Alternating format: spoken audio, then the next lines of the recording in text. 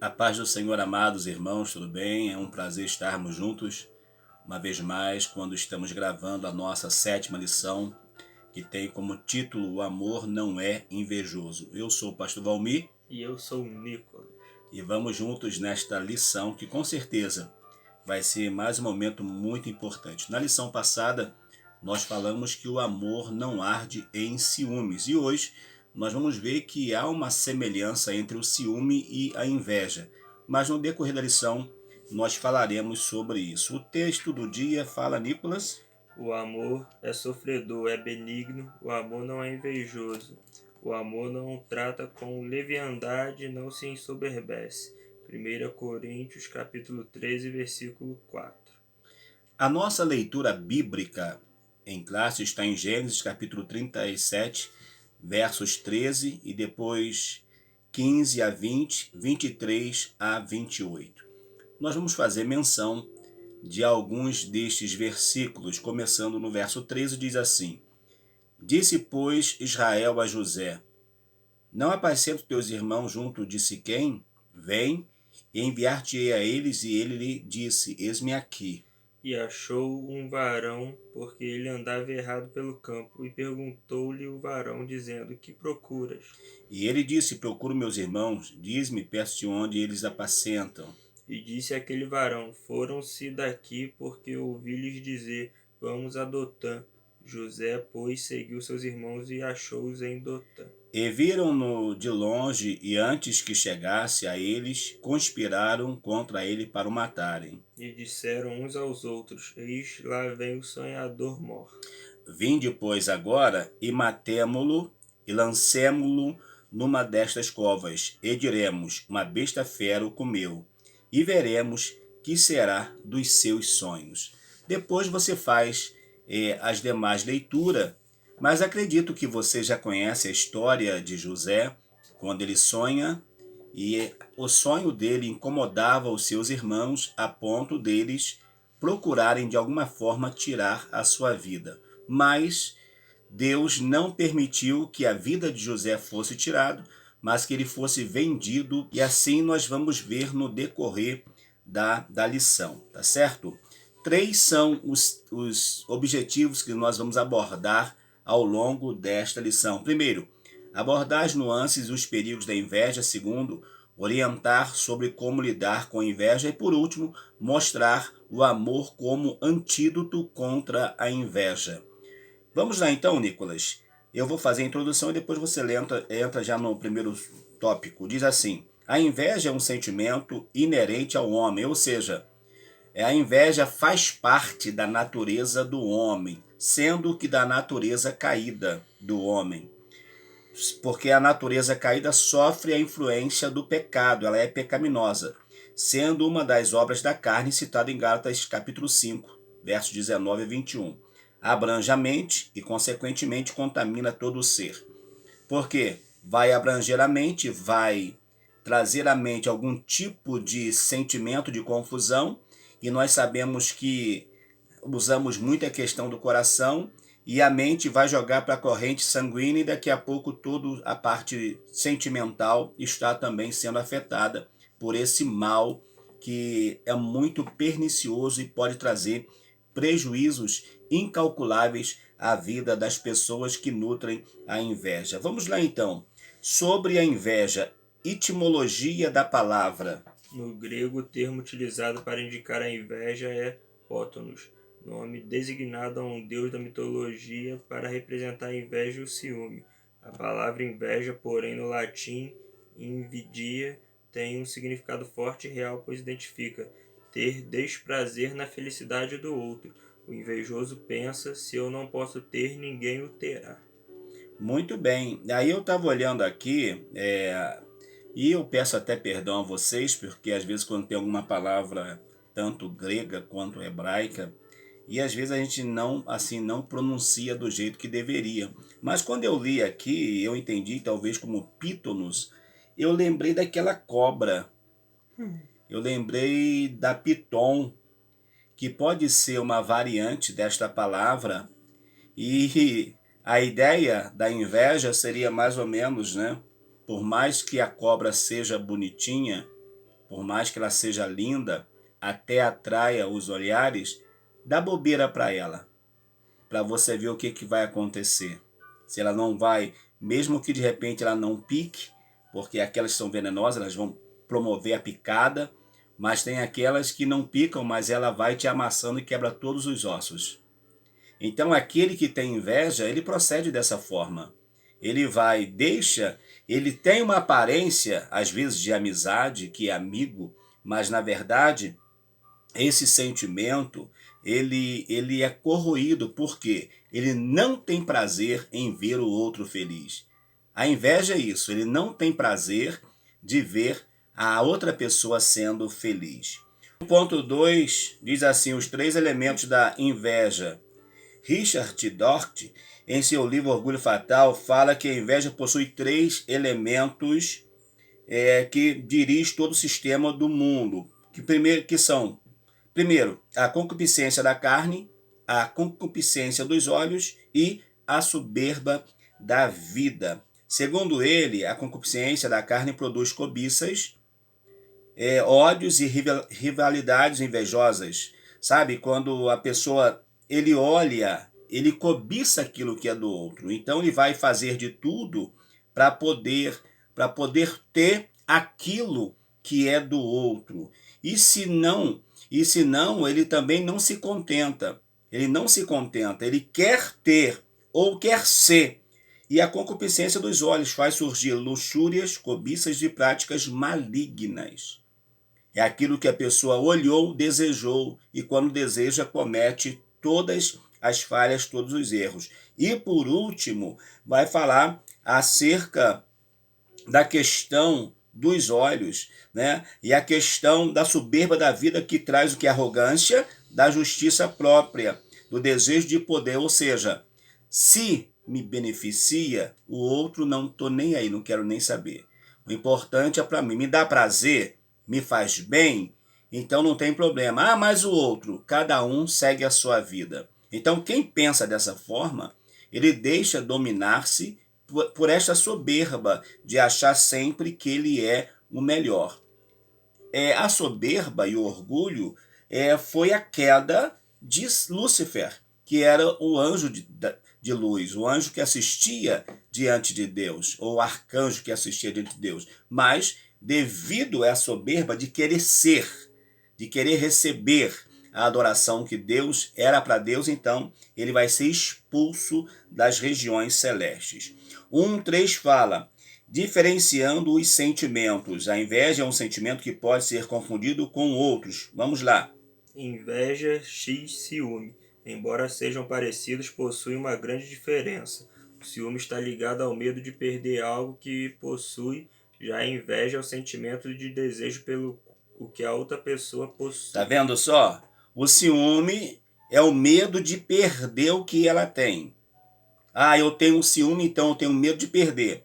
Enquanto a inveja é o quê? Eu quero ter o que ela tem.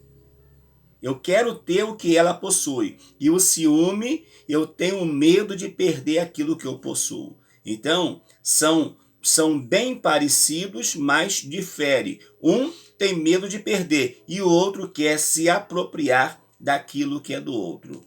Agora, inveja vezes admiração. Há quem fale sobre ter inveja santa do outro, mas a inveja de origem pecaminosa jamais será santa. O termo mais assertivo para o que se quer expressar talvez seja admiração. Admirar algo ou alguém não é pecado, desde que não haja desejo de destruir ou tomar o que é do outro. Então, olha só, inveja santa não existe. Você pode admirar uma pessoa, e se essa pessoa for alguém que tem um exemplo, que trabalha, que desenvolve, não tem problema nenhum você procurar, de repente, estudar, porque aquela pessoa te serve como uma referência positiva. Agora, não é aquele negócio, usar a admiração para prejudicar a pessoa, para você assumir o lugar daquela pessoa numa empresa. Então, precisa ter o cuidado. Não podemos deixar que esses sentimentos venham trazer prejuízos. E por último, inveja às vezes cobiça. O cobiçoso deseja o que é de outra pessoa, mas não demonstra a necessidade de destruir a felicidade alheia. Para o invejoso não basta apenas ter a bênção alheia, pois para ele o insuportável é ver alguém mais feliz que ele. Por isso faz de tudo para destruir o adversário. O cobiçoso assim mira a coisa do outro, o invejoso mira o outro. O cobiçoso deseja aquilo que é do outro. O invejoso mira o outro. Qual é a diferença? Aquele que cobiça, ele quer ter, então estão unidos. O que cobiça quer ter aquilo que é do outro. E o invejoso, ele quer, se ele puder, ele quer assumir o lugar do outro. Olha que coisa do diabo, esse negócio de inveja. Infelizmente, nos deparamos com essa questão, às vezes, dentro da igreja. Aí diz assim, olha, o cobiçoso deseja o que é da outra pessoa, mas não demonstra a necessidade de destruir a felicidade alheia. Ele deseja, o cobiçoso deseja, mas para ele é o seguinte, eu desejo, se eu puder ter, eu vou ter, mas deixa de viver para lá. Enquanto o invejoso não. Se não puder ser meu, não vai ser de mais ninguém, porque na verdade ele quer assumir o lugar daquela pessoa. Então ele vai fazer de tudo para trazer um perigo muito, assim, um problema muito grande contra a vida desta pessoa. E quem sofre a inveja, ele precisa estar ligado, precisa estar atento, porque não sabe, na verdade, de onde está vindo os ataques contra a sua vida. Os perigos da inveja, vemos na Bíblia exemplos de pessoas que desenvolveram este sentimento, e o final foi de morte e destruição para os invejosos. Vejamos exemplos de invejosos cujo intento de morte surgiu da inveja, pelo desprazer da felicidade do outro. 2.1 Jesus e os religiosos judeus. A inveja nasceu nos religiosos judeus quando eles viram o sucesso ministerial de Jesus. Aqueles que se assentavam na cadeira de Moisés, incendiados pelo anseio de roubar a glória e a proeminência do Altíssimo que se fez homem, tornaram-se culpados por derramar sangue inocente e pouco tempo depois tiveram sua capital arrasada pela destruição romana. Por quê? A Bíblia, Jesus mesmo vai dizer para os seus discípulos, quando ele desce, vai entrar em Jerusalém, e ele começa a olhar o templo, ele admira o templo, e os próprios discípulos, olha Jesus, olha o templo como é bonito, é verdade. Mas Jesus vai dizer para ele o seguinte, olha, não vai ficar pedra sobre pedra que não seja derribada. Então Jesus, na verdade, já estava vaticinando o que iria acontecer com o templo e com Jerusalém. Nós vamos ver que os religiosos, eles tinham medo da doutrina de Jesus, porque a doutrina de Jesus não era uma doutrina vazia, não era uma doutrina que não tocava o coração das pessoas. Um tempo quando a justiça não era favorável, hospitais não tinham, Jesus, com a sua forma simples de viver, resolvia todas as questões que trazia para ele, todas as questões. Então, aquilo ali começou a trazer, despertar naqueles religiosos uma inveja terrível. O 2.2 vai falar sobre Caim e Abel. O primeiro homicídio resultou da inveja no coração de Caim pelo seu irmão Abel. Caim se inflamou de ira e desgosto contra seu irmão, que, diferente dele, ofereceu o seu melhor e alcançou a atenção divina. A inveja é perversa, um sentimento que pode se tornar mortal. Por isso, é preciso tomar muito cuidado para não nos deixarmos contaminar por ela. Um sentimento que pode se tornar mortal. Por isso, é preciso tomar muito cuidado para não nos deixarmos contaminar pela inveja. Nós vamos ver que tanto Abel quanto Caim, eles são chamados por Deus para trazer uma oferta. E quando chega na hora, Deus recebe a oferta de Abel e não recebe a oferta de Caim. Ali, não é porque uma era de animal e a outra é de cereais, não tem nada a ver. Mas ali está a qualidade daquilo que está sendo ofertado. Também não quero dizer que Caim, por isso, pegou os piores frutos. Não, não tem nada a ver. Mas às vezes é a intenção. Já viu? Quando alguém vai na igreja por ir, está na casa do Senhor por estar, não valoriza aquilo? Para Deus tanto faz. Para Deus tanto faz se aquela pessoa está fazendo ou não. Porque não está fazendo de coração, não está chamando a atenção de Deus. Então Deus vai honrar aquele que dedica com sinceridade. E quem, nesse caso, está dedicando com sinceridade é quem? Quem dedicou foi Abel, mas isso lhe custou a sua vida. E quando Deus fala com Caim, Caim era abusado. Caim vai dizer, por acaso sou eu o cuidador do meu irmão? Ele era abusado. Ele era abusado. Mas por quê? Porque ele quis se eximir daquela culpa. José e seus irmãos. O sentimento dos irmãos de José por ele era a mais terrível inveja.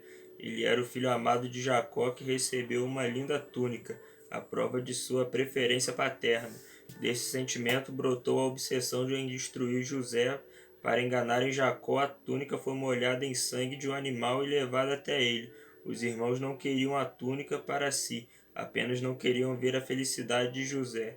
O sentimento de culpa lhes perseguiu por muitos anos. Muitos anos. Esse sentimento de culpa vai acompanhá-los, vai desencadear muitas situações na vida deles, mas tudo o que aconteceu, o próprio José, mais tarde, ele vai dar testemunho dizendo, meus irmãos não precisam ficar preocupados, porque tudo o que aconteceu é para que eu estivesse aqui hoje. Parafraseando o texto para você entender. Mas isso não quer dizer que José foi para o Egito, se tornou o grande governador do Egito, mas isso não quer dizer que Deus aprovou a atitude dos seus irmãos. Deus não aprovou. Deus sabia de tudo o que iria acontecer, mas Deus não aprovou a atitude dos seus irmãos em tentarem contra a sua vida. Ah, mas se não acontecesse isso, o que iria acontecer? Irmãos, Deus não é pego de surpresa em nenhuma situação. Deus não é pego, Deus sabe de todas as coisas.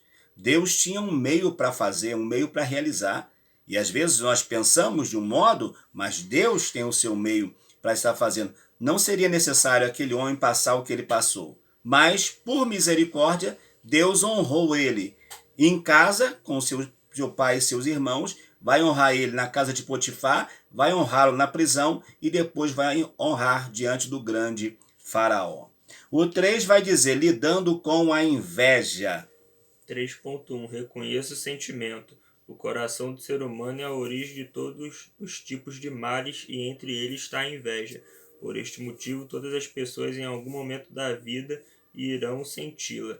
Negar este sentimento pode impedir que ele seja tratado e retirado de nós. Portanto, o primeiro passo que o cristão deve dar sempre será reconhecer que depende da ajuda do Espírito Santo para desenvolver o fruto do Espírito e abandonar as obras da carne. Andai em espírito e não cumprireis as concupiscências da carne.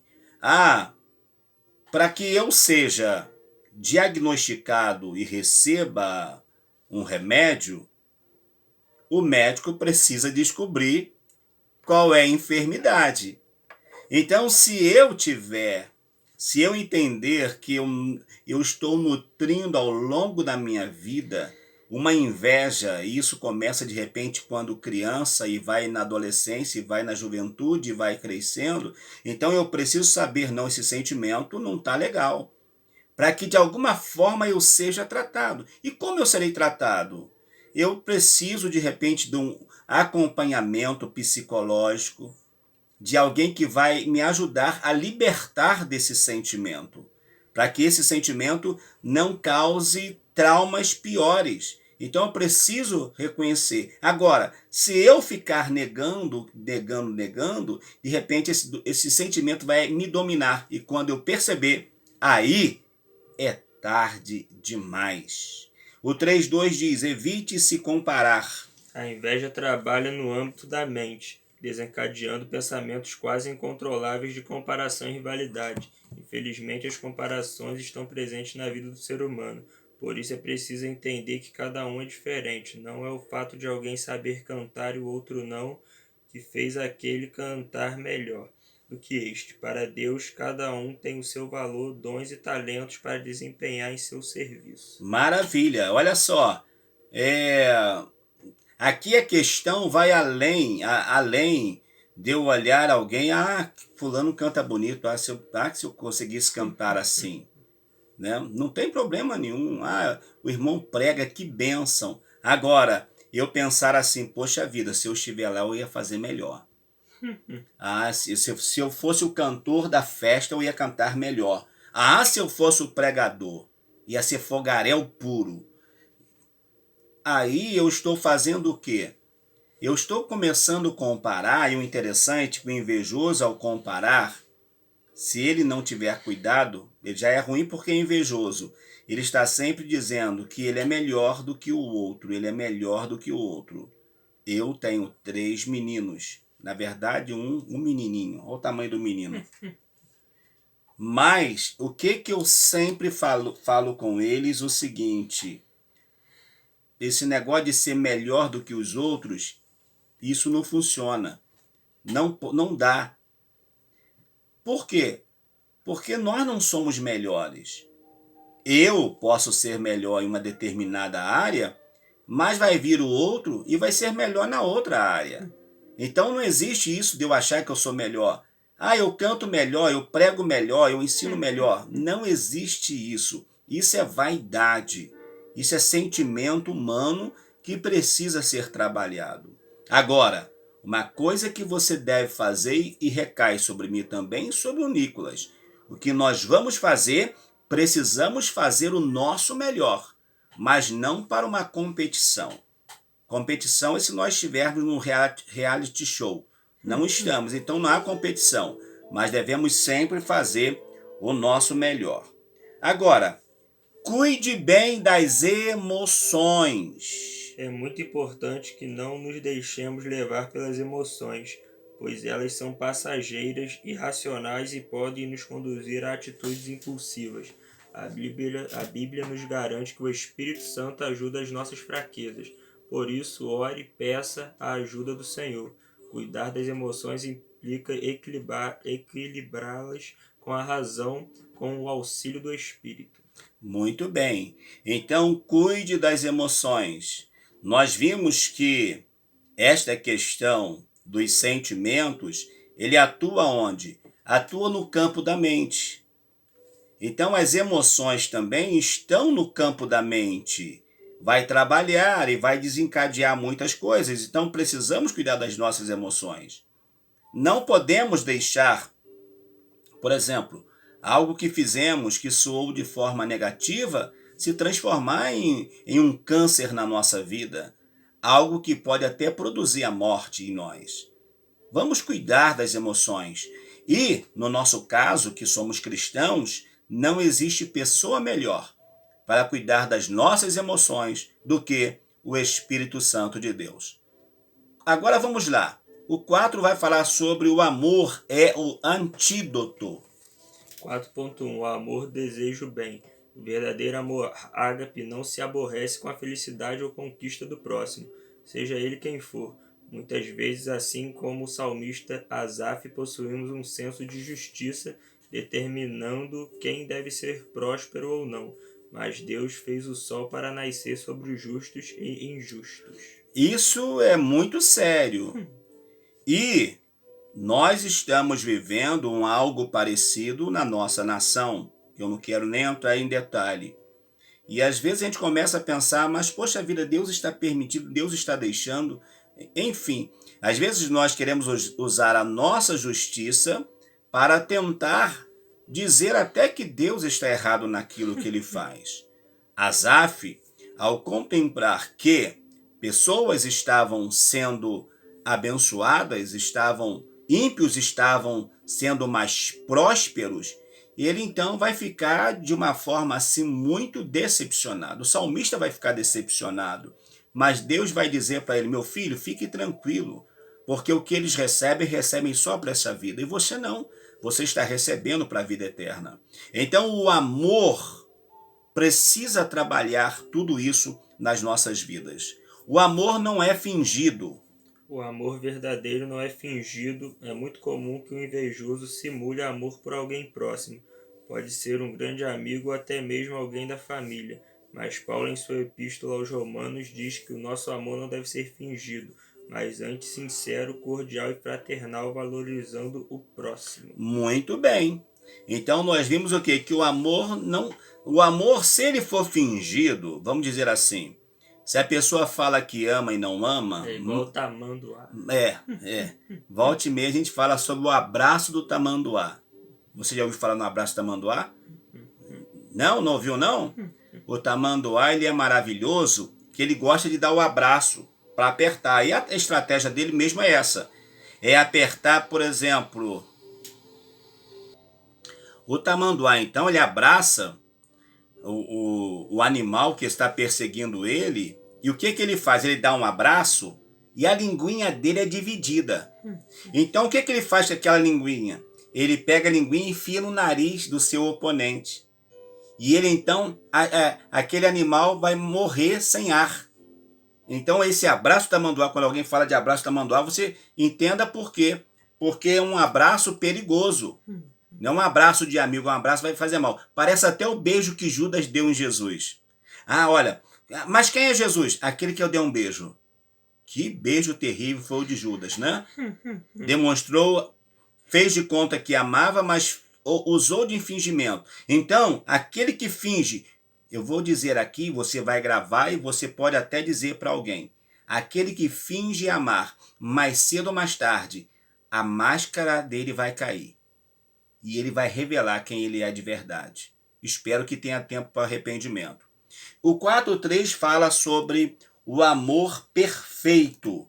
O amor de Deus é completo, incondicional, eterno e pessoal. Mesmo que este amor seja inalcançável para nós, enquanto seres humanos, devemos procurar nos aperfeiçoar no amor dele.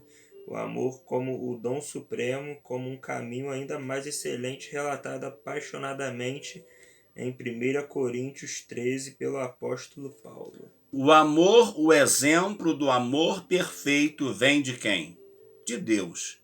Deus é o exemplo maior do amor perfeito, a ponto de enviar o seu Filho unigênito para morrer por mim e por você. Mas Deus prova o seu amor para conosco, em que Cristo morreu por nós, sendo nós ainda pecadores. Que Deus te abençoe, que Deus nos abençoe. Na próxima semana, nós falaremos sobre o amor não é egoísta.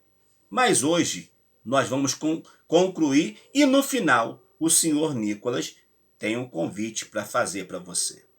Nesta lição, vimos que a inveja é um sentimento comum ao ser humano, mas é preciso estar atento para não dar vazão a ele, pois traz sérios prejuízos e é como um veneno que contamina quem tem e quem é o objeto da inveja. Devemos dominar nossos pensamentos e o ponto-chave para afastá-lo é nos encher do amor curador de Deus. O jovem cristão deve, com muito zelo, buscar as coisas do Espírito, para que, assim equipados, possam ajudar, consolar e abençoar o próximo neste mundo. Tá vendo só? O amor curador de Deus. Deus, ele nos cura por meio do seu amor, tá certo? Então, receba o amor de Deus na sua vida. E o convite, meu filho? Tá contigo. Espero que tenham gostado de mais uma lição de número 7. Semana que vem vai ser a lição de número 8. Vai ser uma lição abençoada. Curtam, compartilhem e se inscrevam no canal. Isso, não esqueça. Eu estava vendo aí e alguém comentou, olha, cada curtida, cada like que você dá, você possibilita que pelo menos mais 2 ou 3 pessoas alcancem o vídeo. Então, se você der o seu like, você pode alcançar mais pessoas com essa mensagem. E se você conhecer alguém que é invejoso, ore por ela, tá bom? Não lança ela no fogo do inferno, não, mas ore por ela para que por meio da sua vida, ela, quem sabe, ela seja transformada, a sua mente seja transformada. Deus abençoe, em nome de Jesus. Um forte abraço.